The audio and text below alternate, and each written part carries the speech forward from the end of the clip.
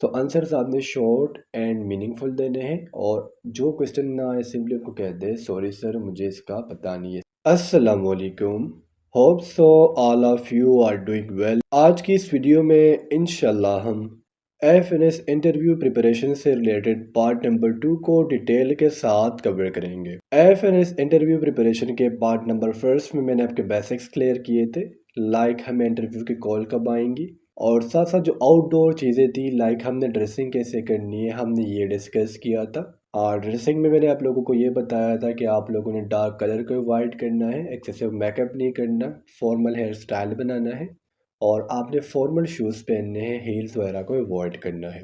आज की इस वीडियो में मैं आप लोगों को बताऊंगा कि हमने इंटरव्यू रूम में एंटर कैसे होना है, साथ साथ हम नॉकिंग कैसे करेंगे, अपना इंट्रोडक्शन कैसे देने हैं और जो इंटरव्यू में क्वेश्चंस पूछे जाते हैं लाइक एकेडमिक और जनरल नॉलेज के क्वेश्चंस उनको हमने डील कैसे करना है। अच्छा स्टूडेंट्स, अब देखिए आप लोगों की ड्रेसिंग हो गई, यानी एक काम तो आपका हो गया जो आपने इंटरव्यू से पहले करना था और आपका फर्स्ट इंप्रेशन बहुत अच्छा से बन गया जिस तरह मैंने बताया। The second question which is arised in your mind is about the interviewer कि इंटरव्यू जो है वो कंप्लीट पैनल बैठा होगा या फिर एक से दो बंदे होंगे जो हमसे इंटरव्यू लेंगे। सो देखिए जो इंटरव्यू लेने वाले होते हैं ना वो एक कंप्लीट पैनल होगा, ये आप लोगों ने बात याद रखनी है। अब पैनल में लोग 4 भी हो सकते हैं और ये 5 भी हो सकते हैं। इन 4 से 5 लोगों में एक फ़ीमेल लाजमी से होंगी जो आपसे क्वेश्चंस करेंगी और बकाया लोग भी आपसे क्वेश्चंस कर सकते हैं। इन 4 से 5 सर्स में आपका एक होगा साइकोलॉजिस्ट जो बिल्कुल आपके साइड पर बैठा होगा। सपोज करें आप यहाँ पर बैठे हो और यहाँ पर आपका पैनल है, तो ये जो साइकोलॉजिस्ट है ना ये यहाँ पर बैठा होता है, आपके मूवमेंट को नोट करता है, आपके साइकी को नोट करता है कि बच्चा झूठ बोल रहा है या फिर सच। तो इंटरव्यू बिल्कुल आपका एक पैनल लेगा, पैनल में 4 से लेके 5 तक बंदे होंगे और एक इसमें साइकोलॉजिस्ट होगा। अब देखिए आप लोगों की ड्रेसिंग भी हो गई, आप लोगों को ये भी पता लग गया कि इंटरव्यू कितने बंदे लेंगे। अब हम आते हैं कि हमने रूम में एंटर कैसे होना है, हमने नॉक कैसे करनी है। अच्छा स्टूडेंट्स देखिए सबसे पहले आपने एंटर होना होता है रूम में। तो रूम में एंटर होने से पहले आप लोगों ने नॉकिंग लाजमी से करनी है और नॉकिंग आपने अपने 2 फिंगर से करनी है, पूरे हाथ से आपने कभी भी नॉकिंग नहीं करनी। लाइक हल्का सा आपने क्या किया, दरवाजे पर नॉक किया। नॉक ना ज़्यादा तेज़ होना चाहिए ना ज़्यादा स्लो होना चाहिए, जो नॉर्मल नॉक करना होता है ना उस तरह आपने नॉक करना है। तो जब आप एक दफ़ा नॉक कर लोगे तो वो अंदर से आपको कहेंगे यस कम इन।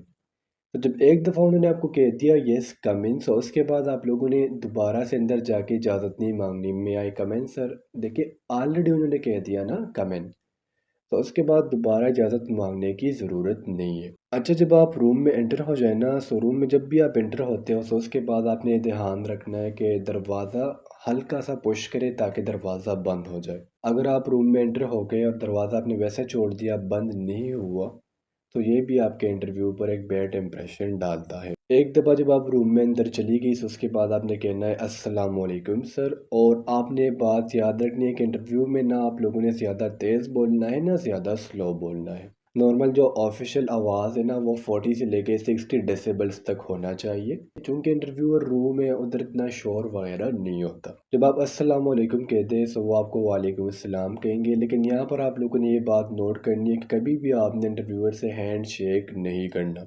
जब आपको वालेकुम सलाम कहते हैं तो चेयर के राइट साइड पर खड़े हो जाना है आप लोगों ने और तब तक नहीं बैठना जब तक वो आपको कह न दे टेक यूर सीट। जब आप अपना सीट ले लेंगी तो आपने कहना है थैंक यू सर और उसके बाद आपका इंटरव्यू स्टार्ट हो जाएगा।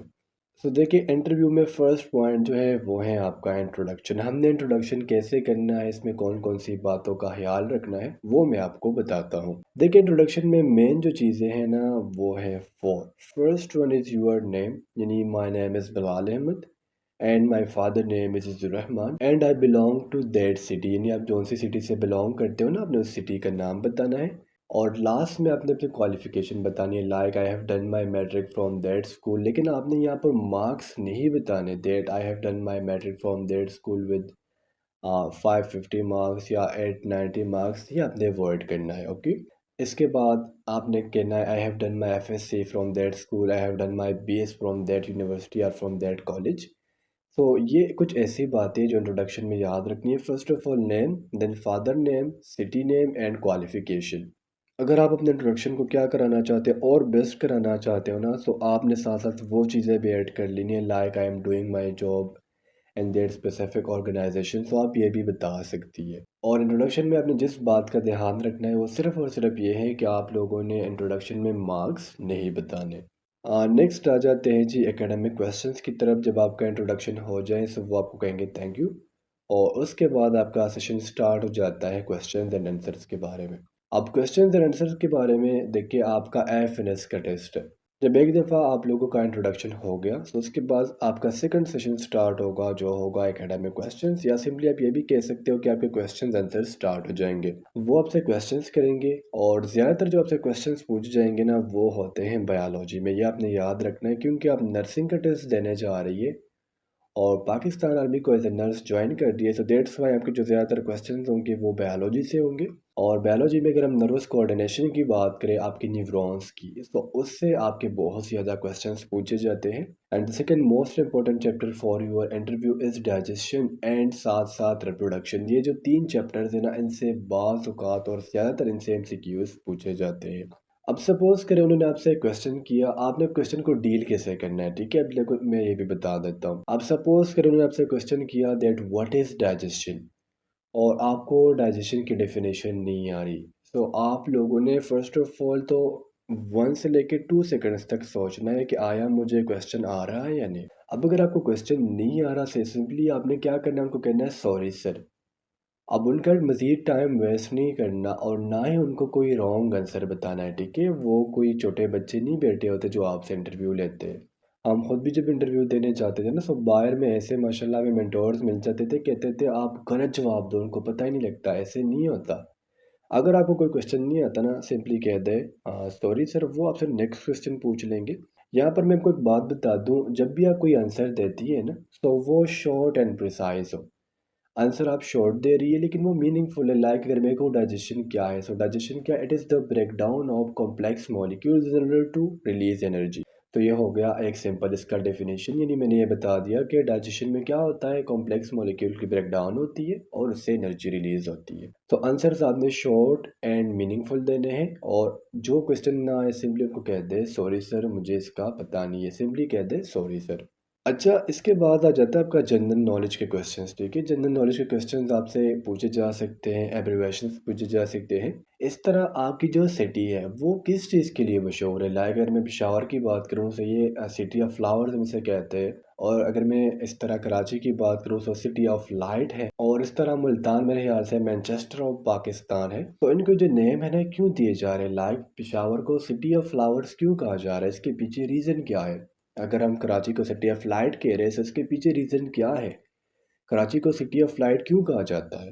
तो जो आपकी सिटी है, ठीक है, लाइक अगर आपकी मुल्तान सिटी है तो उसके फेमस चीज़ कौन सी है, और साथ साथ इसको जो सेकंड नेम दिया जाता है उसके पीछे रीज़न क्या है। लाइक अगर मैं आपको अपनी सिटी की एग्जांपल दूँ, जहांगीरा, तो इसको जहांगीरा इसलिए कहते हैं क्योंकि यहाँ पर जहांगीर बादशाह रहे थे कुछ वक्त के लिए, तो दैट्स वाई से जहांगीरा कहते हैं। और जहांगीरा मशहूर क्यों है, सो ये सब्जियों के लिए मशहूर है।